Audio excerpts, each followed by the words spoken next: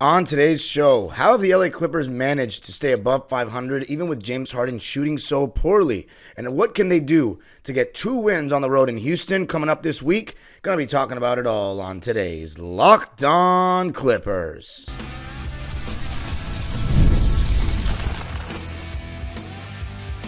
You are Locked On Clippers, your daily Los Angeles Clippers podcast, part of the Locked On Podcast Network, your team every day.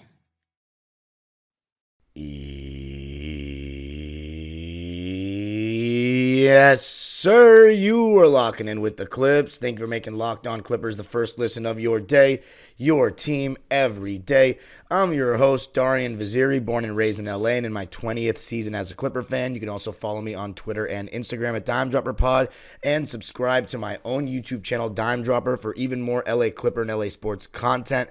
And Locked On Clippers is free and available wherever you get your podcasts, including YouTube. Want you to let me know your prediction for these 2 games in Houston and anything else you want to let me know about the episode, which is brought to you by FanDuel, America's #1 sportsbook. Head on over to FanDuel.com and get started now.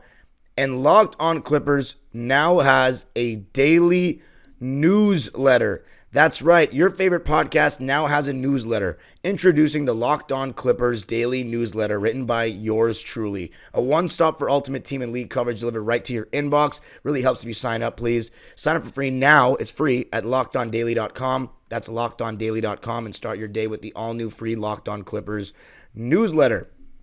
All right, Clipper Nation, 6-5, and now we're heading into Houston for 2 straight games on the road. Now, for those that are aware, the Houston Rockets games are pretty big for us this season, because if the Rockets don't finish with the top 10 pick in this upcoming draft, the Oklahoma City Thunder have a choice whether to keep their own pick, take the Clippers pick, or take the Rockets pick. So the Clippers being better than Houston is very important. Now, the topic of the episode. The Clippers, going into the season, we all believed James Harden has to be great or else we have no chance. And to be honest, he's been good. But right now, James Harden is shooting 36% from the field and 31% from 3, and he's turning the ball over 5 times a night. For people that aren't watching Clipper games, you would think, damn, he's having a terrible season. How have we been able to survive and be 6-5 with James Harden having those stats? Well, I think it comes down to 3 players in particular and then a team defensive effort. But I'm going to start with talking about himself, James Harden. Because those stats, they don't tell you the full story. I'm a huge anti-stat guy. Now, I think stats are useful. I think they can help you. But I don't think they're the end-all, be-all. I don't like the term stats don't lie, because stats are just numbers that represent a certain category. And not all of them are 100% accurate or tell the full story in the basketball world. You know what number is accurate and tells you a full story? Free throw percentage. Very easy. But in terms of field goal percentage, some guys are shooting totally different shots than other guys. So just because somebody has a better field goal percentage doesn't mean that they are a better shot maker or more efficient or whatnot. James Harden has done so much for our offense in the half court. Even if he's shooting poorly, turning the ball over a lot, he has created so many good shots for us, and we legitimately don't have shot creators outside of he and KPJ that are getting minutes. Norman Powell has shown a little bit, Zubac has shown a little bit, but still like pick and roll creators, which is what teams want in today's NBA. And Kevin Porter's not even good at it. He doesn't make the right reads. He misses the roller all the time. James Harden is like the one player on our team that's a really good pick and roll player. All-time great. And without him, I legitimately think we'd be like maybe 1-10 or 2-9. So for me, you can still make a strong argument that James Harden's been our most valuable player. And you know what he's done a really good job of doing is rebounding. Right now he's averaging 21 points a game, 20.8 to be exact, 8.4 rebounds, which would be second on our team after Zoo, and 9 assists to go along with a steal and a half a game and a block a game. So there are some really solid stats there for James. I mean, 9 assists, that's not easy. You know what I'm saying? And it's not like he's surrounded by a ton of talent.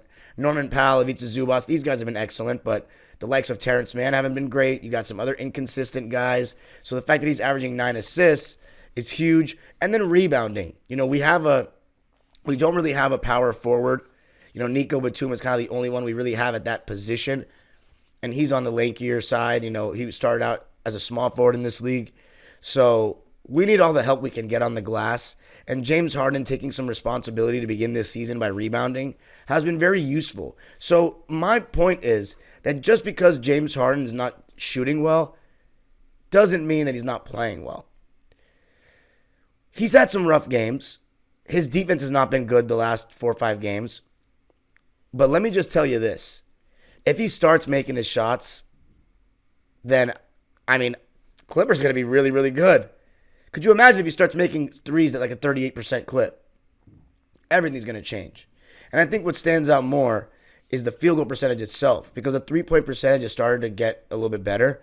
But, you know, teams are going to give him that in-between game, that mid-range shot and the floater all season long. And I can't lie, for the most part, he has been taking it, but he's just not necessarily very good at it. And I think it's partially because he hasn't had a lot of practice with it the last couple of years, and because, you know, he's being worn down. He's going up against the best defender on the opposing team every single night, and he just has so many on-ball responsibilities that he's kind of fatigued, and we've seen him get tired at the end of games. And that's one thing I'm worried about long-term is we're at game number 11, and James Harden's efficiency hasn't been good. Last year, he took till like game 60, but he was the third option. Now that he's the first option again, although maybe teams shift and put their best defenders on Norman Powell because of the way he's been playing, and then the second best defender on James. But I don't think so, because Norm just doesn't create the same way that James does. And James creates so many advantages for you offensively if you don't have good defenders on him. So if I'm other teams, I would still stick with the plan and make Norman Powell beat you before James Harden. But, yeah, the mid-range and that has been kind of rough. And his finishing around the basket, but we've known this for years, at least I've known this for years, is just not the same because he doesn't elevate the same way at the rim. He just doesn't have the same burst, and that's okay for a 35-year-old. But I want to remind everyone that before the season, everybody was saying, Slim Harden, and all this. And I'm just like, your pictures in the offseason from certain angles are not going to take away from the fact that he's 35. You don't go in reverse. You know what I'm saying? He has looked like a little spry this season. He's had some good moments of burst, but you don't go in reverse in terms of like, you know, now he's turning back the clock or something. But he's averaging 21 points a game, which is 4 more than last year where he was averaging 16.6. I wanted to take a look at the shooting stuff because right now from 3 to 10 feet, and that's a lot of where he takes that little step back or that floater, 32%. So there you go. He's not shooting well from that distance, and he's shooting 15% of his shots from that distance. And then from 10 to 16 feet, like a more traditional mid-range, he's shooting 42%, which is solid. He's shooting 14% of his shots from that distance. I made a mistake, by the way. He's shooting 21% of his shots from that 3 to 10 foot range. And he's not shooting very well there, so there you go. And then three-point range, 31%. And he's shooting a lot of threes. Right now, 49% of his shots are threes. 49%. So that's a whole lot. And that's part of why his efficiency hasn't been too great. But overall, I think James Harden, one of the reasons that we're winning, even though his efficiency has been bad, is because of him himself. You know, he has still created so many good looks for everybody, and I don't know where we'd be without him. And hopefully if he gets his efficiency going, then the sky's the limit. But coming up, going to be talking about the 2 most obvious reasons why James Harden's struggles have not been detrimental. Going to be talking about those coming up. I got to tell you a little something about FanDuel, America's #1 sports book. Get ready to tackle the NFL action with FanDuel, America's #1 sportsbook. Because right now, new customers can bet $5 and get $150 in bonus bets if you win. The FanDuel Sportsbook app gives you everything you need to place live bets on the NFL all in one place. So when you get a hunch in the middle of the game, you can check out the latest stats, view live play-by-play, and so much more on the same page where you place your bet. Now, when we're talking about the NFL, the season is getting to that nitty-gritty point. And this upcoming weekend, we got Commanders at the Eagles. Eagles are -3.5 for that. Rams at Patriots. Rams are -4.5 for that. And if you want to know where to place those bets, you just got to go to FanDuel.com to join today. You'll get started with $150 in bonus bets if you win your first $5 bet. That's FanDuel.com. Never waste a hunch and make every moment more with FanDuel, an official sportsbook partner of the NFL. All right. So the two other main reasons why the Clippers are 6-5, even though James Harden has not been shooting well, the ascendance of Norman Powell and Ivica Zubac. Let's start with Norm. Norman Powell's been an absolute revelation. I don't know where we'd be without him. Because if you had told me, well, James Harden's going to average 5 turnovers a game and shoot 38, 31 splits in the first 11 games. You know what I would have said our record would have been? 3-8. That would have been my guess. But because Norman Powell is playing like an all-star, it's 6-5. He's been spectacular. 26 points a game. And when you want to talk about good splits, insane splits, that's Norman Powell. And you better believe James Harden is a huge reason why. Hitting him right when he comes off screens in his pocket so he doesn't have to adjust too much on the catch. Hitting him for catch and shoot shots and pick and rolls. Hitting him up the floor on hit-ahead passes. James has done a great job of getting Norman Powell open shots, of getting Norman Powell into a groove. And, of course, addition by subtraction has been the main theme for Norman Powell. He's been waiting for this opportunity patiently for a while on a solid team. No Paul George, no Kawhi Leonard. That has now given Norman Powell the onus to be super aggressive, and he's averaging 17 shot attempts a game. He's shooting an incredible 53%. And mind you, a lot of his shots are jumpers. 8 of his 17 shots a game are threes, and he's shooting 50.5% from deep. That's insane, because not all of them are open. He takes semi-contested ones off the catch. He takes that little size-up one that he's been hitting. I mean, it's been amazing. And then what he's been able to do defensively and step up individually has been a sight to behold. Norman Powell, I've been saying it the last couple episodes, and every Clipper fan and person in the league has to agree, he's making a case for Bay Area status this year. All-star. I mean, where would we be without him at this point? Where would we be without him? Now, as far as the shot creation thing, I think he's shown a little more this season, especially in that Philly game. But let's keep on seeing it, because that's the one thing. When teams switch everything and make us play isolation ball, can Norman Powell really create his own shot consistently to the level of which a Kevin Porter Jr. or a James Harden can? You're starting to see also some better left-handed stuff from Norm this season. I think he's a better left-handed finisher than he is a left-handed dribbler, personally. But without Norman Powell, I don't know where we'd be. Then the other guy that we knew was going to have to take a leap, Ivica Zubac. And he absolutely has taken a leap, but it starts with Ty Lue and the coaching staff entrusting him with more minutes. Because before this season, Zoo had never even played 30 minutes a game.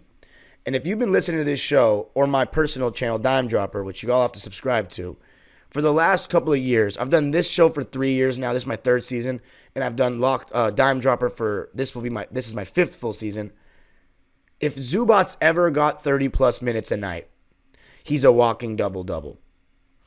The closest he came to being a walking double-double was in the 2022-23 season where he played 28.5 minutes a game, and he averaged 11 and 10, but he technically didn't average the double-double because he averaged 9.9 rebounds per game.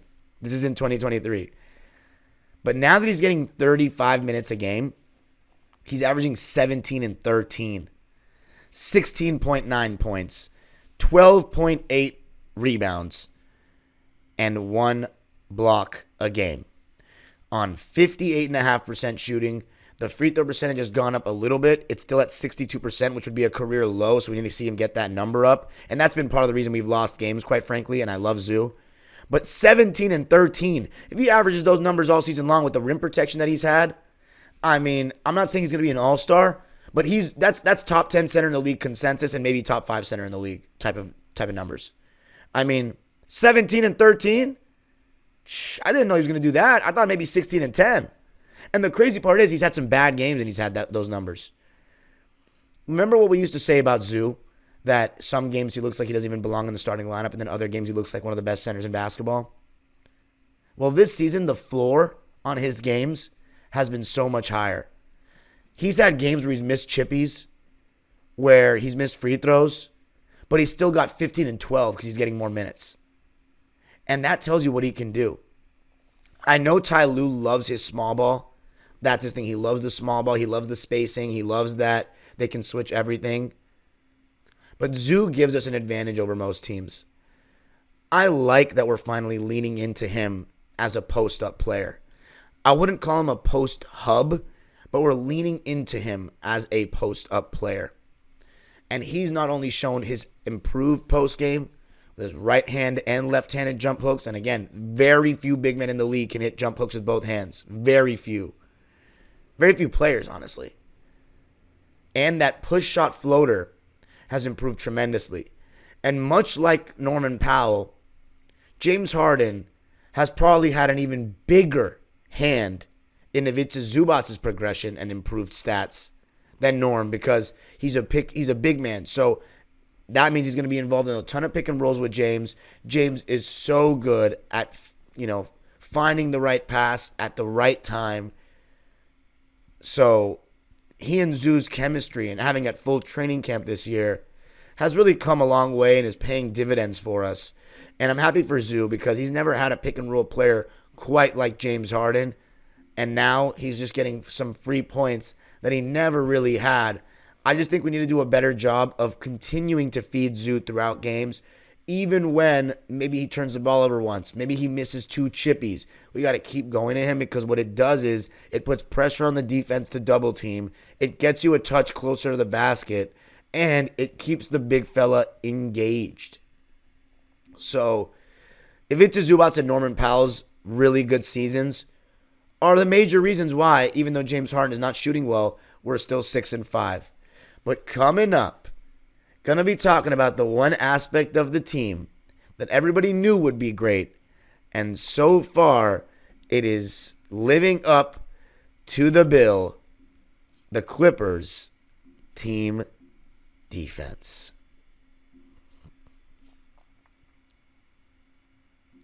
I got to tell you a little something about Mint Mobile. With big wireless providers, what you see is never what you get. Somewhere between the store and your first month's bill, the price you thought you were paying magically skyrockets. With Mint Mobile, you'll never have to worry about gotchas ever again. When Mint Mobile says $15 a month when you purchase a 3-month plan, they mean it. Say bye-bye to your overpriced wireless plans, jaw-dropping monthly bills, and unexpected overages. Mint Mobile is here to rescue you with premium wireless plans starting at $15 a month. All plans come with high-speed data and unlimited talk and text delivered on the nation's largest 5G network. Use your own phone with any Mint Mobile plan and bring your phone number along with all your existing contacts so you don't lose anything. Ditch overpriced wireless with Mint Mobile's deal and get 3 months of premium wireless service for $15 a month. And Mint Mobile's also a sponsor of Dime Dropper or partner with Dime Dropper. And it's actually really great because what trips people out about Mint Mobile is that there's no store. Like, it's not like there's a T-Mobile store or a Mint Mobile store. But it's so cost-friendly. Nation's largest 5G network. It's up and coming. You definitely should look into it. Because to get this new customer offer and your new 3-month premium wireless plan for just $15 a month, go to mintmobile.com/lockedonnba. That's mintmobile.com/lockedonnba. Cut your wireless bill to $15 a month at mintmobile.com/lockedonnba. $45 upfront payment required, equivalent to $15 a month. New customers on first 3-month plan only. Speed slower above 40 gigabytes on unlimited plan. Additional taxes, fees, and restrictions apply. See Mint Mobile for details.